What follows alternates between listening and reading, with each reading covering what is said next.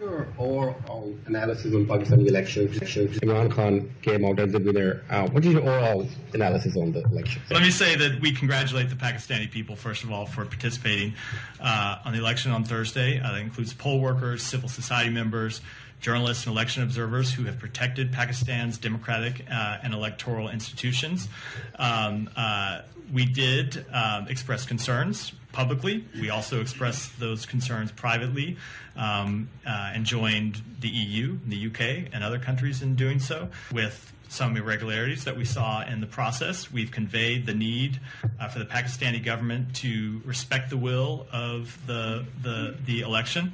We emphasize, you heard us you heard me from this podium certainly repeatedly, but also across the government, emphasize that we wanted to see the rule of law, respect for Constitution, free press, vibrant civil society. We condemn political and election-related violence and restrictions on internet and cell phone service. Those negatively impacted the electoral service.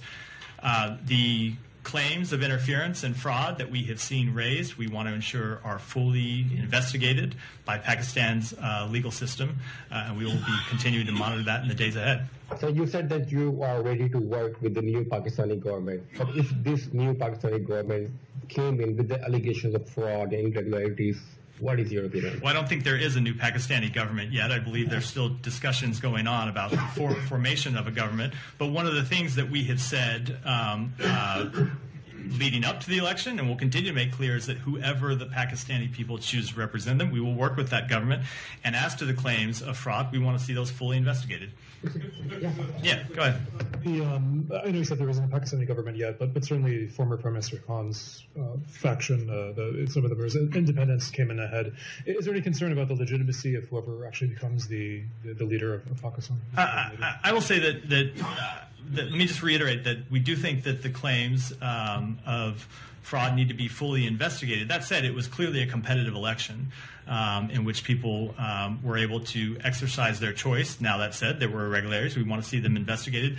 But ultimately, we respect the democratic process, and we're ready to work with the government once it's formed. And just one more on Pakistan. The authorities have had a ban on assembly. Some of Imran Khan's supporters have called for protests on this. Is there any concern about freedom of assembly right now in Pakistan? Certainly, we want to see the freedom of assembly is respected anywhere in the world. What body they're proposing to conduct an independent investigation would be, I'm happy to look at that if there's a specific proposal.